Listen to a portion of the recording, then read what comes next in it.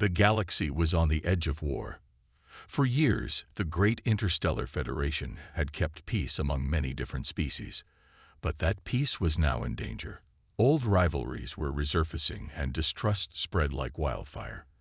The ancient alien race, the Asari, had been quiet for centuries, but now they had declared war. In the heart of this galaxy, Earth was one of the Federation's most important members. It had contributed much to the peace, but the human race was now faced with a choice: stand and fight or fall. Earth's fleet was not as large or as powerful as the Asaris, but its people had something else, something that made them dangerous. They had the will to survive, no matter what the cost. Captain Olivia Hayes stood on the bridge of the Earth Fleet's flagship, the Defender. She looked out at the vastness of space through the ship's viewports. The stars seemed peaceful, but she knew that peace was slipping away. The Asari had already attacked one of the Federation's outer stations, leaving hundreds of thousands of innocent lives lost. It was only the beginning. The Federation Council was in turmoil. Meetings and debates were happening nonstop. Some members wanted to fight back immediately, while others feared the consequences of starting a war. Governor Rajesh Khanna, the leader of Earth, was in a tough position. He knew that the Asari would not stop until they conquered everything in their path. He also knew that Earth was not prepared for a full-scale war. The question was, could humanity stand against a force like the Asari? Khanna had made the difficult decision to prepare Earth's forces, but time was running out. The Asari had shown their strength, and soon they would be at Earth's doorstep. On the Defender, Captain Hayes knew that Earth's fleet had to be ready. She had been part of the Earth fleet for many years, and she had seen the horrors of war before. But nothing had prepared her for the possibility of facing the Asari. They were known for their brutal methods and advanced weapons. The Federation had many strong allies, but none of them had faced an enemy like the Asari. "Captain, we've just received word from the Council," said Commander I.M. Morrison, a close ally of Hayes. "The Asari are mobilizing their forces.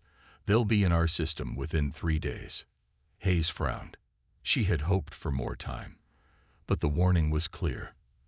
The Federation had no choice but to face the enemy head-on. "Prepare the fleet for combat. We won't wait for them to come to us. We'll take the fight to them." Morrison nodded, understanding the gravity of the order. Earth's fleet might be smaller than the Asaris, but it was faster and more agile. They would use that advantage. A captain knew this would be no easy fight. But if humanity didn't act now, they could lose everything. Meanwhile, on Asari homeworld, Zerak stood in front of the Asari War Council.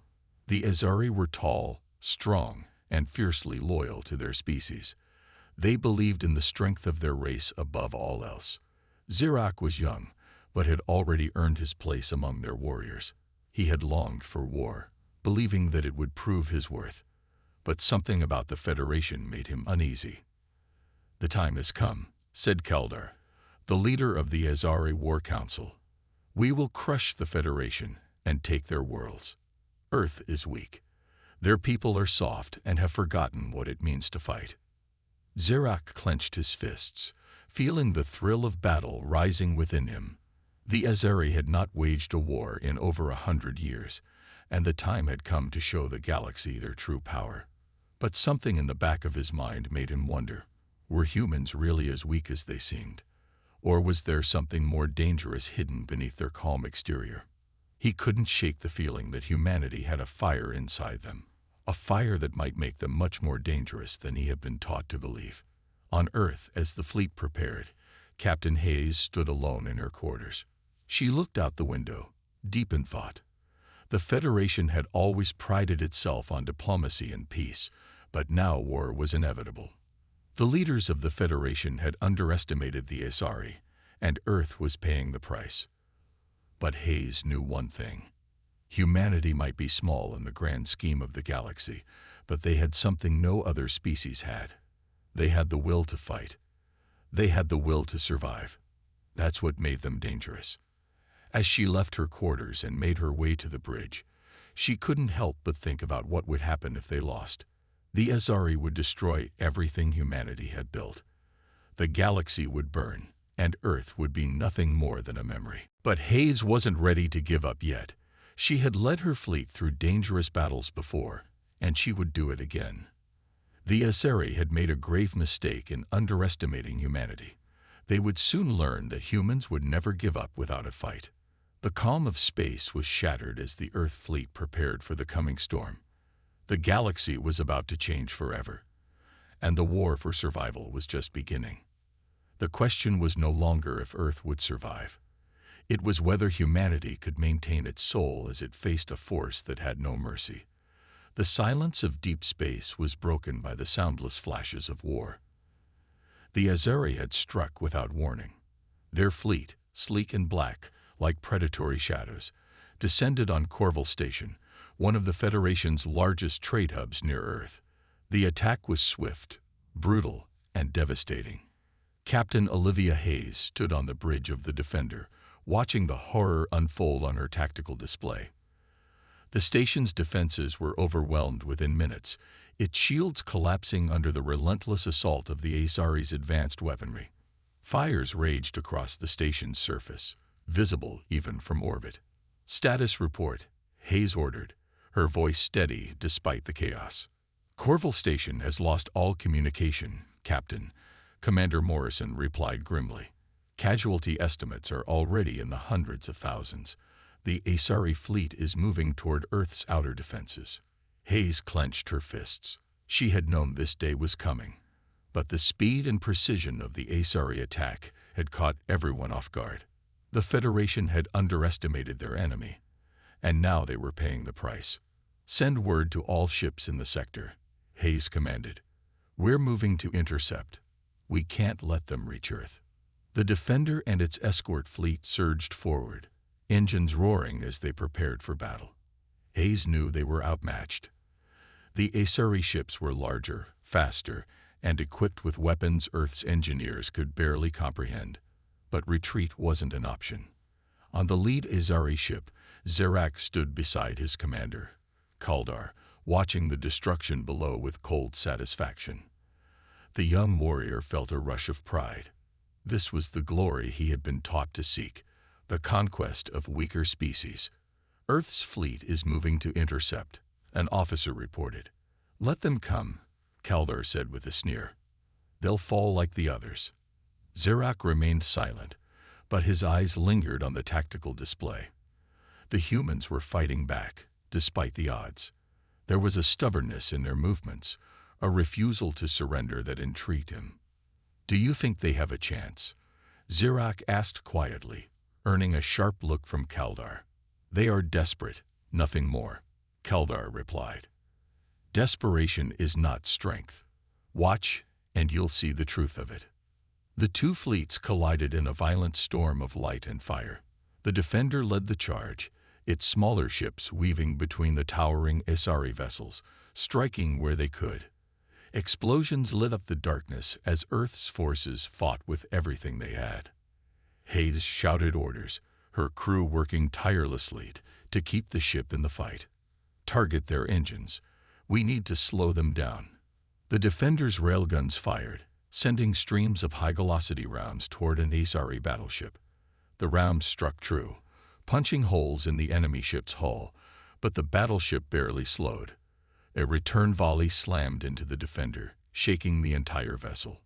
"Shields at 40%, Morrison called out. "Keep firing," Hayes yelled back. She refused to let fear control her. One by one, Earth's ships began to fall. The Azari fleet was too powerful, their technology too advanced. But the humans didn't retreat. They fought with a ferocity that surprised even their enemies.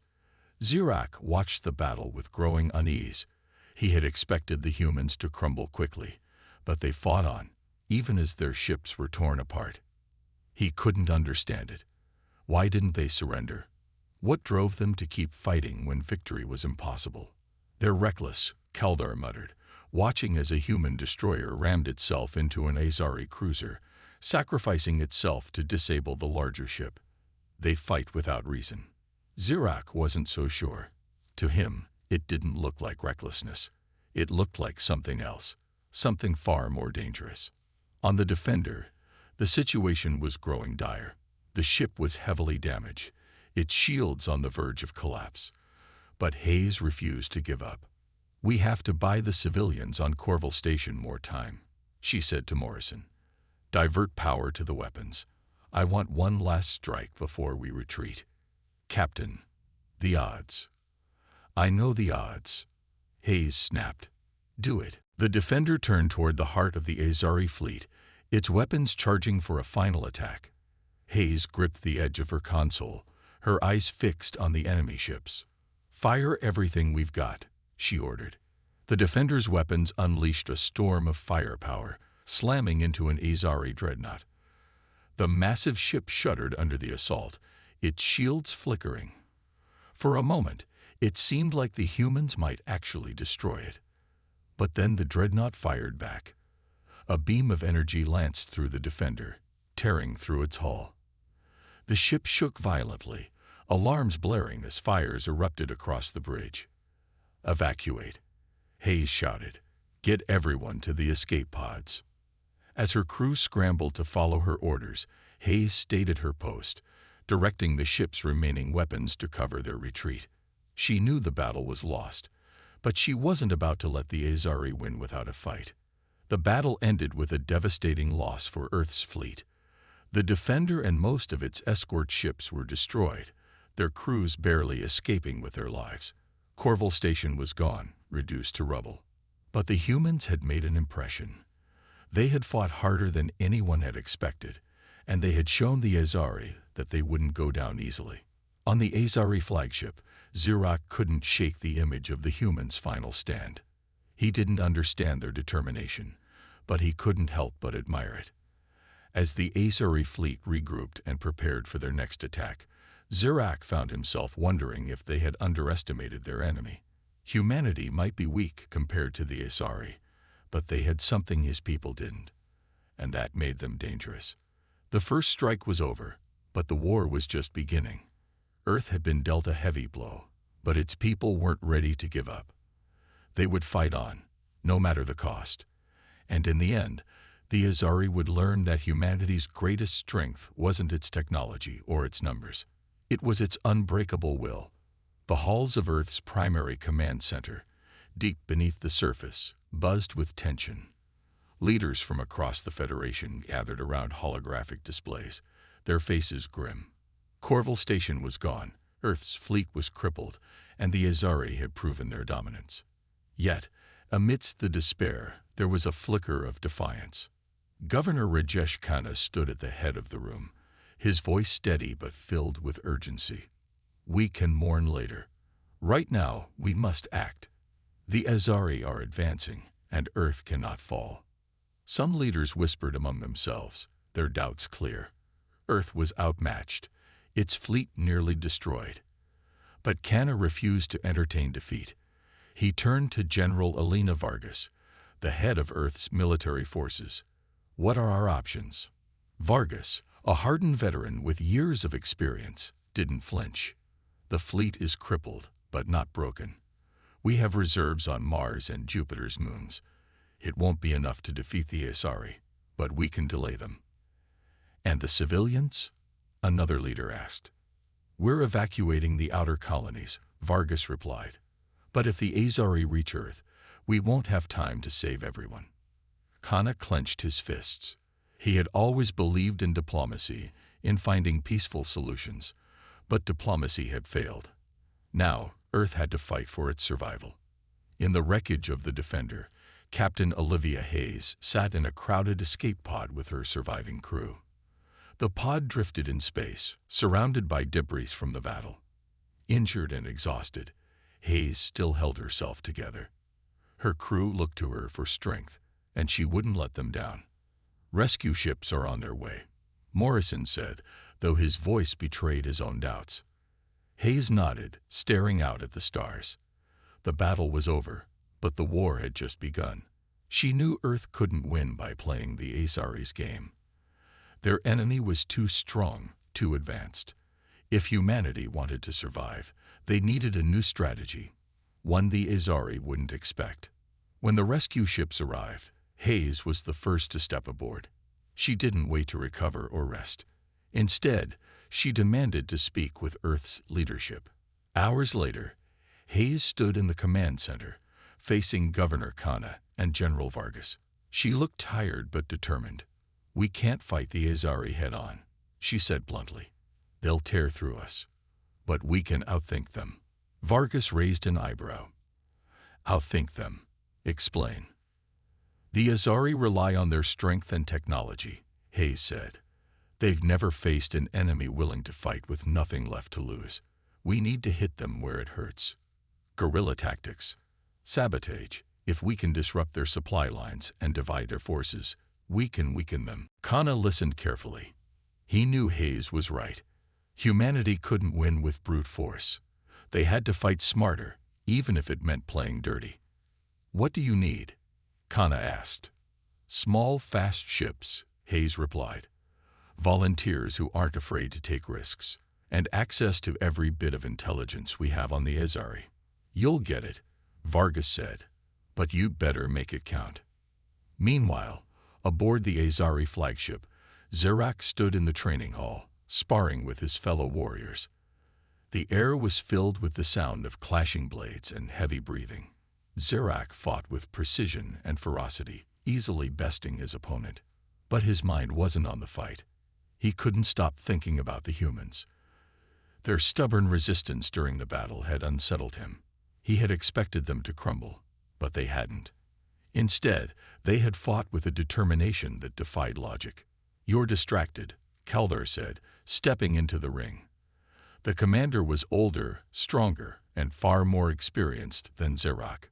"I'm thinking," Zerak admitted, wiping sweat from his brow.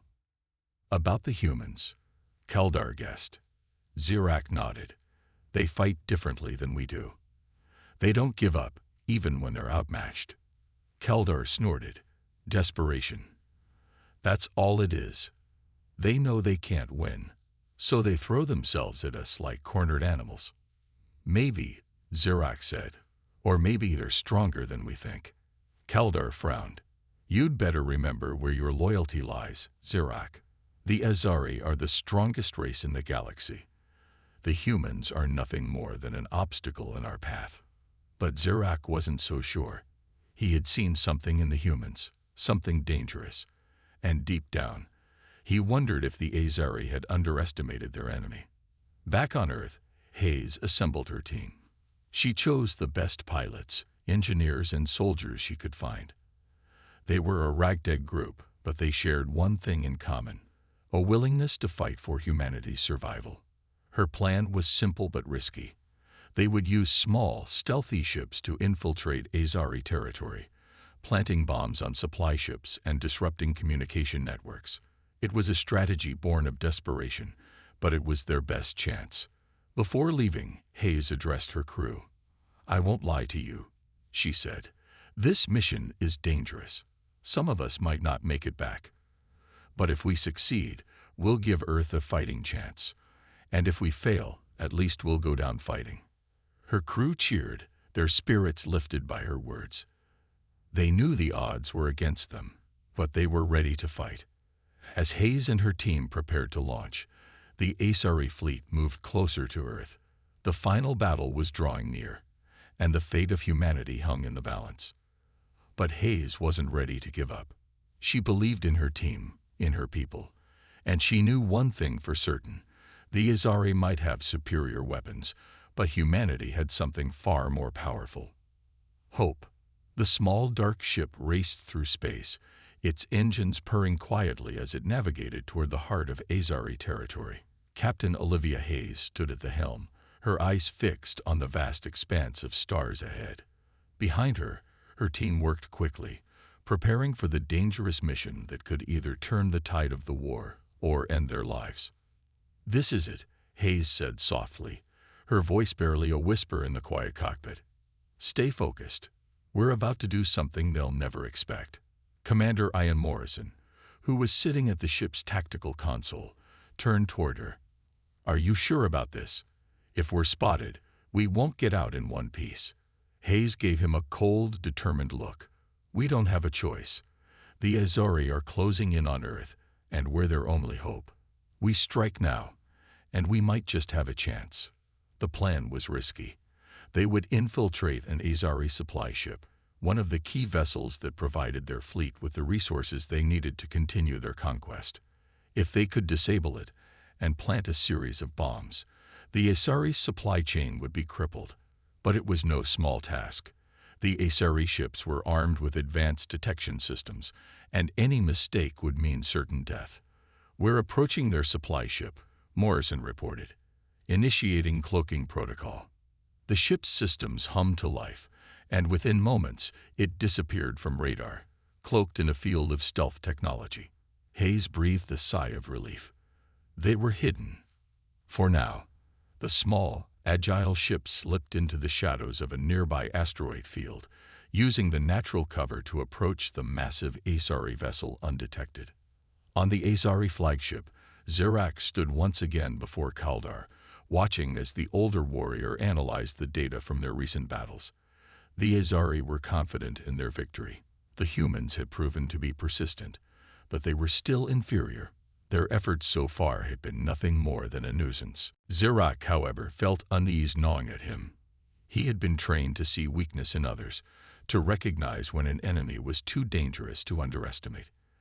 And despite the Azori's overwhelming strength, there was something different about the humans. They had something the Azori didn't, a tenacity that refused to die. "Commander, have you noticed the unusual activity in the outer rim?" Zirak asked, stepping forward. Kaldar looked at him, his expression unreadable. "What are you talking about, Zirak?" "The humans," Zirak said quietly. "They've been moving in ways we don't understand. They're not acting like a defeated species." Kaldar scoffed. "You worry too much. The humans are weak. We'll crush them, just as we always have." But there was a hint of doubt in his voice. Zirak didn't respond. His gut told him something was wrong. He had been part of the Azori military long enough to know that overconfidence could be their downfall. And the humans, though they seemed weak, had proven time and time again that they would not give up easily. Back in the shadows of the asteroid field, Hayes and her team prepared for the next phase of the mission. The Azori supply ship was just ahead, its massive hull looming in the dark like a predator waiting to strike. They had to move quickly. "Time to go," Hayes said. "Everyone, on your toes." The team activated their weapons and moved out, their boots making no sound as they glided across the floor of the ship. They were trained for this, and they moved with precision, knowing that every second counted. They had to plant the bombs without being detected, disable the ship's communication systems, and get out before the Azori noticed they were there. "We're in," Morrison said as he accessed the ship's systems, hacking into the supply ship's control panel. "I'm shutting down their security protocols. We've got 5 minutes before they realize something's wrong." Hayes nodded. "Make it count, Ian." On the Azori ship, alarms suddenly blared. A small, unnoticed anomaly had triggered the alert. A pair of soldiers rushed toward the control room, but it was already too late. Morrison had successfully disabled their security systems, and Hayes and her team were already moving toward the ship's core, where they would plant the bombs. But the Azori weren't caught completely off guard. Zirak, sensing something was wrong, had ordered his best trackers to sweep the ship. It wasn't long before they found the human intruders. The Azori soldiers began flooding the corridors, and soon the sound of heavy boots echoed through the ship. "Move faster," Hayes ordered as they raced toward the supply ship's core. "We don't have much time." The team sprinted down the metal hallways, the sound of pursuing Azori soldiers growing louder with every passing second. Morrison set the final bomb in place, and Hayes took one last glance around. They had done it. They had struck the Azori where it hurt. But now, they needed to get out alive. Suddenly, an explosion rocked the ship. One of the bombs had gone off prematurely. The entire ship shuddered, and alarms blared as the Azori were alerted to the breach. Get to the escape pods, Hayes yelled. Now. The team raced toward their extraction point, but the Azari were closing in fast. Zirak himself led the charge, determined to capture the humans who had dared to infiltrate their ship.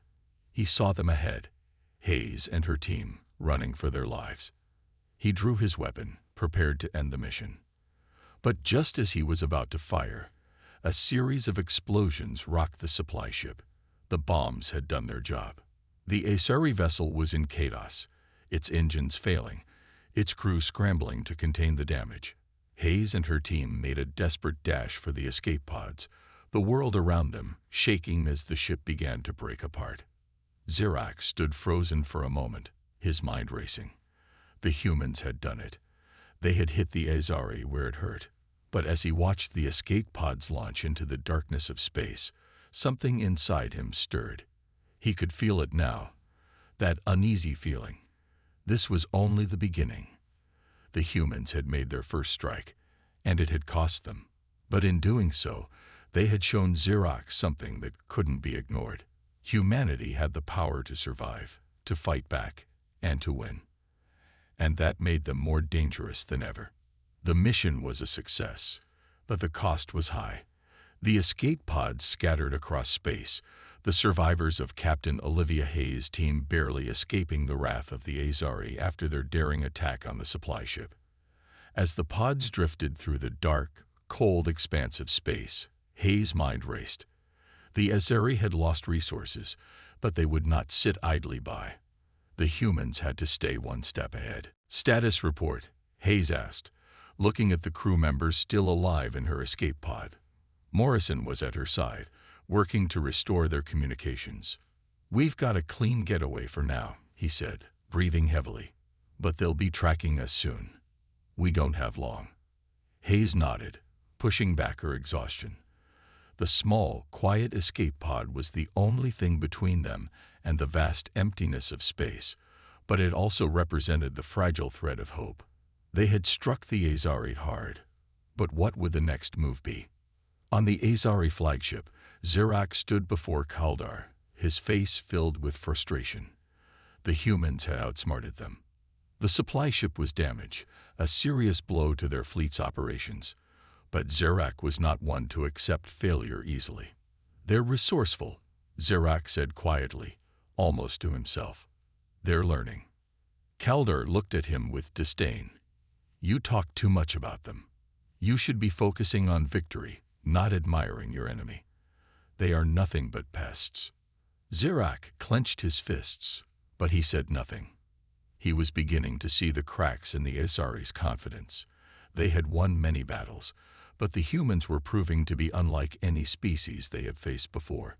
He couldn't shake the feeling that they weren't done yet. Back on Earth, the atmosphere was one of tense anticipation.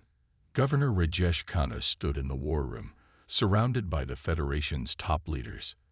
The strike on the Azari supply ship had given humanity a much-needed boost, but it was only one battle in a much larger war. The Azari were still a massive threat, and Earth had little time to prepare. "The Azari will retaliate," Khanna said, his voice steady but filled with concern. "We know that, but this is our moment. We've shown them that we're not easy prey. Now we need to use that to our advantage." General Elena Vargas, the head of Earth's military, nodded. "We've received word that the Azari are consolidating their forces. They're going to hit Earth hard, and we don't have the fleet to stop them. But we do have something they don't."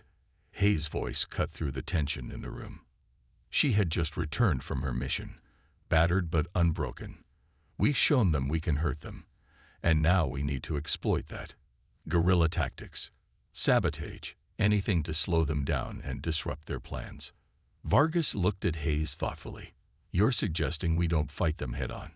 We focus on weakening their infrastructure, cutting them off at the knees." Hayes nodded. "Exactly. We can't beat them in a direct fight.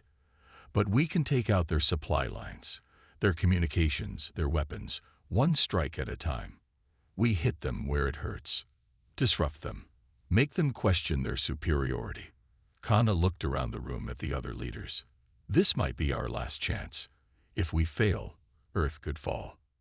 But if we succeed, we'll show them that the humans they thought were weak are far from it," Hayes replied.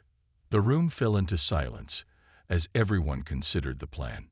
It was dangerous, risky, and the odds were still stacked against them. But Earth had no other choice.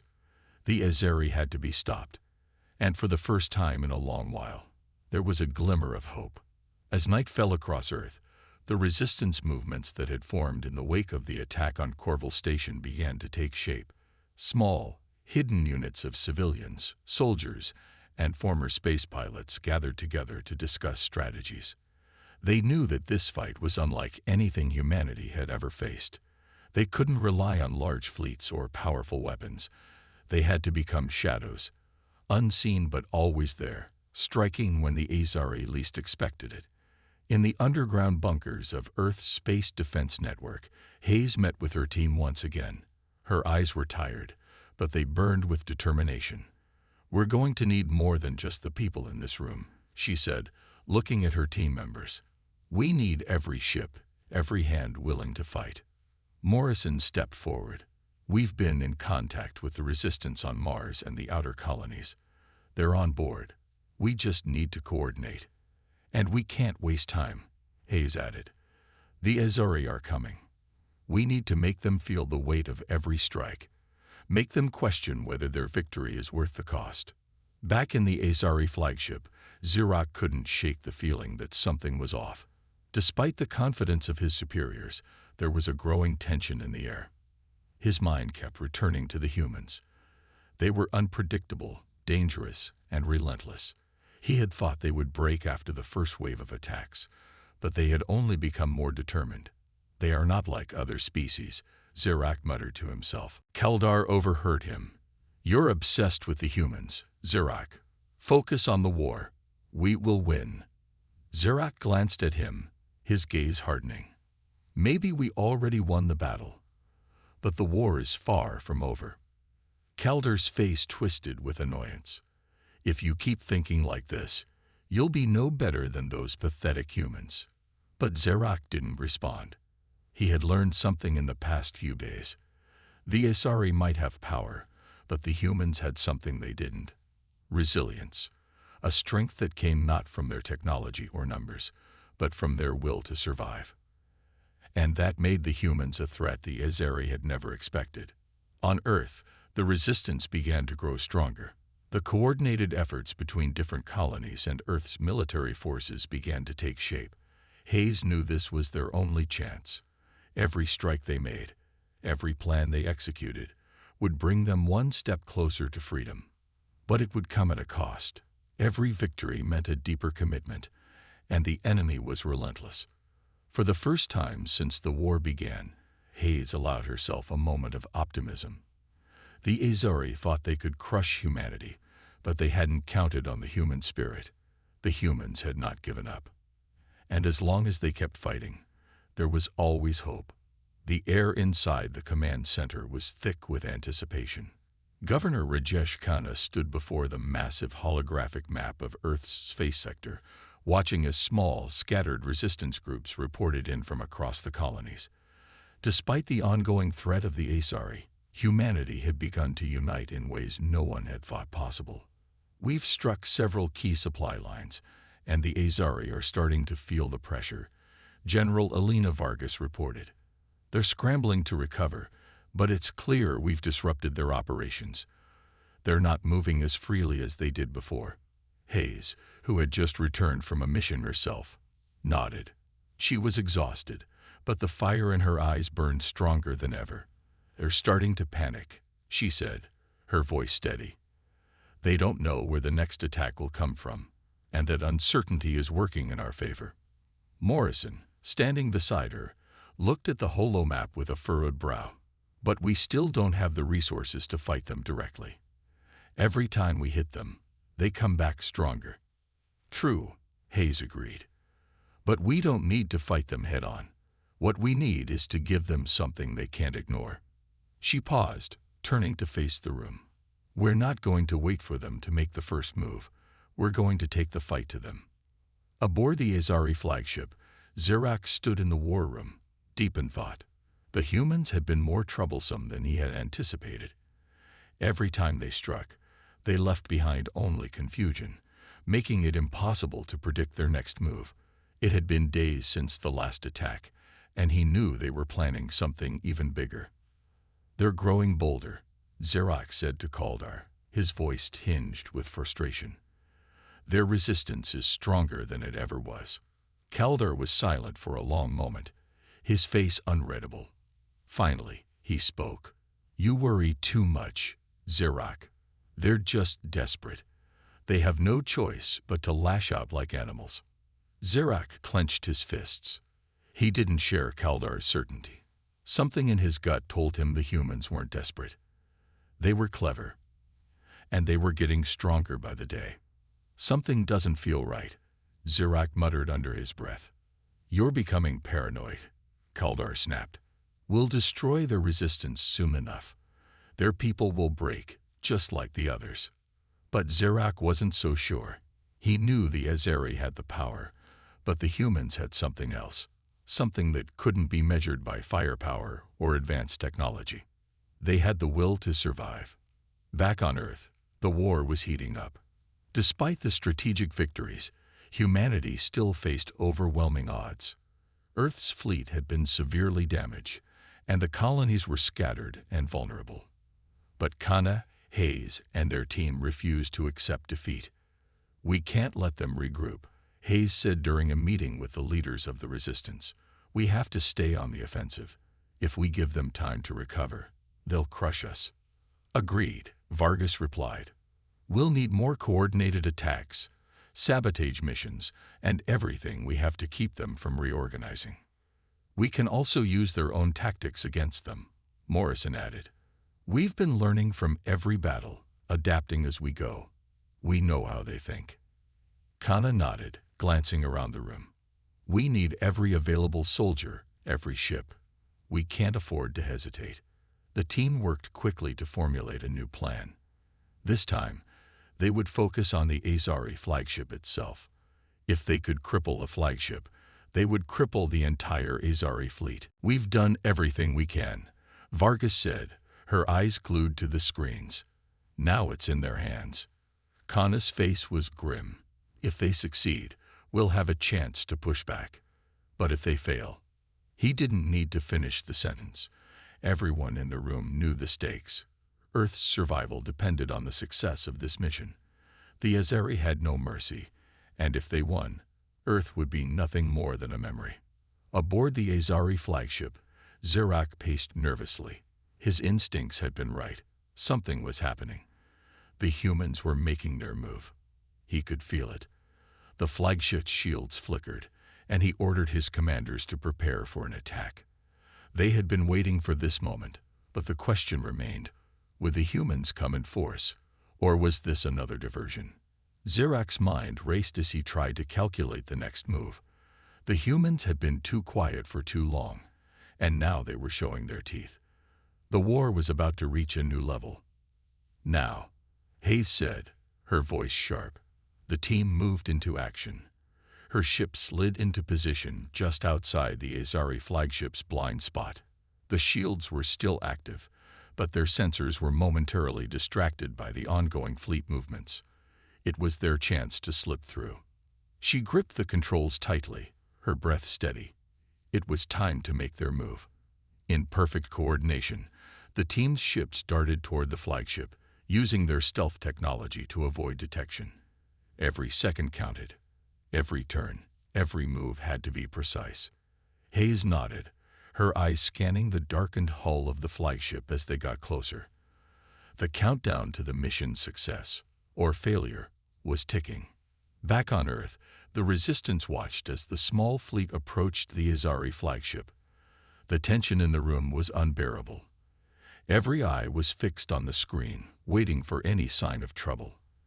The next few minutes could determine the fate of the entire human race.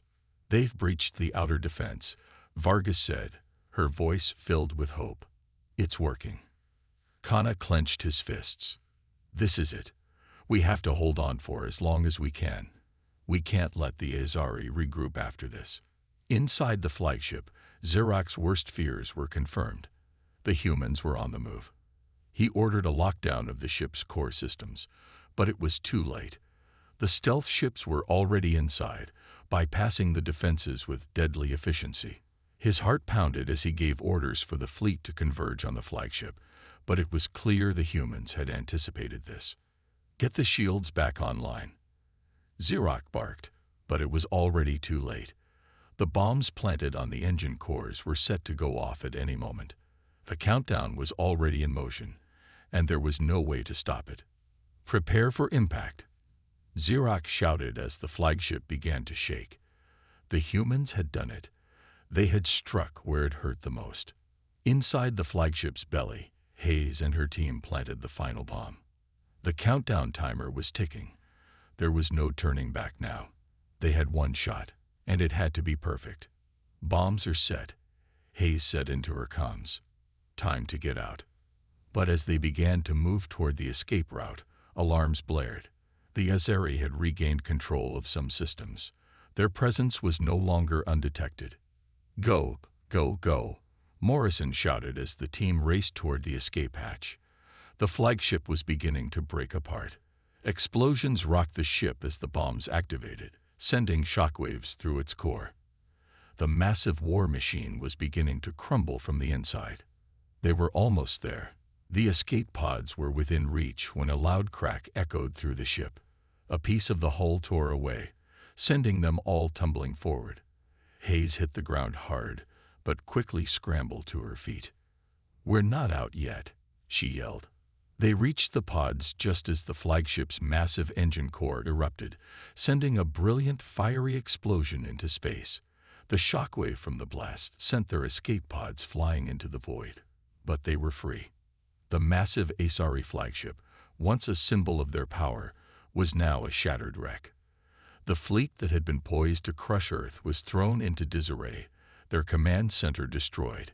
The humans had struck at the heart of the Asari's war machine, and the blow was devastating. Back on Earth, the Resistance and the people of the Federation watched the explosion on their screens. The war was far from over, but for the first time in years, there was hope. "We did it," Vargas said, her voice thick with emotion. Kana smiled. "This isn't the end, but it's a start. We've shown them that humanity is not to be underestimated." In the empty expanse of space, the Asari fleet began to retreat. Their once unshakable confidence had been shattered. The humans were not weak. They were not afraid. They were a force to be reckoned with. And for the first time in a long while, the Asari felt fear. "This is going to be our most dangerous mission yet," Hayes said, looking each of her team members in the eye. "But if we succeed, we can turn the tide of this war." As the days passed, the Resistance grew bolder. More ships arrived from Mars, from the asteroid colonies, and from the deep space outposts. Each was a small, fast vessel, perfect for guerrilla tactics. They struck swiftly, disappearing before the Azeri had a chance to retaliate. The human fleet, though small, had become a shadowy force that the Azeri could not ignore. In the shadows of Earth's war rooms, Hayes and her team prepared for the final strike against the Azari flagship. The plan was simple but incredibly risky. They would use a small squadron of stealth ships to infiltrate the flagship, disable its weapon systems, and plant a series of bombs on the ship's engine cores. The goal was to cause a chain reaction that would disable the entire fleet, buying Earth enough time to rebuild. "We've learned their patterns, their weaknesses," Morrison said, adjusting his uniform. "We know how to get in, but getting out will be the hardest part," Hayes interrupted. "But we don't have the luxury of hesitation. We hit them hard, and we get out. No exceptions." She turned to her crew, each face reflecting determination and fear in equal measure. They knew the risks. Some of them might not make it back, but they were ready. "I'm proud of each of you," Hayes said, her voice low but filled with pride. "Whatever happens, we do this together. We're not just fighting for survival anymore. We're fighting for a future." Meanwhile, aboard the Azari flagship, Xerox's thoughts continued to trouble him. His instincts told him something was wrong. The humans were planning something big, and he was certain it wasn't going to be just another small nuisance attack. "They're up to something," Xerox said, pacing the room. "I can feel it." "You're paranoid," Kaldar repeated. "Let them waste their time. The humans can't fight us directly." But Xerox's mind wouldn't rest. He ordered his fleet to prepare for any possible threat, knowing that the humans were no longer just a small problem. They were a growing force, one that could turn the tide of the war. The hours leading up to the mission felt like days. As Hayes and her crew boarded their stealth ships, the tension in the air was palpable. The plan had to work. There was no room for failure. The Azari were closing in on Earth, and this might be humanity's last chance. "We're going to make it count," Hayes said as she strapped into her pilot's seat. The rest of her team nodded, their faces grim but resolute. The mission was a go. As they flew into the vastness of space, heading straight for the heart of the Azari fleet, Hayes allowed herself one thought. This was it. The humans had fought hard, endured losses, and had never given up. And now, it was time to show the Azari what humanity was truly capable of. No longer just survivors, the humans were ready to strike back, and they would not be ignored.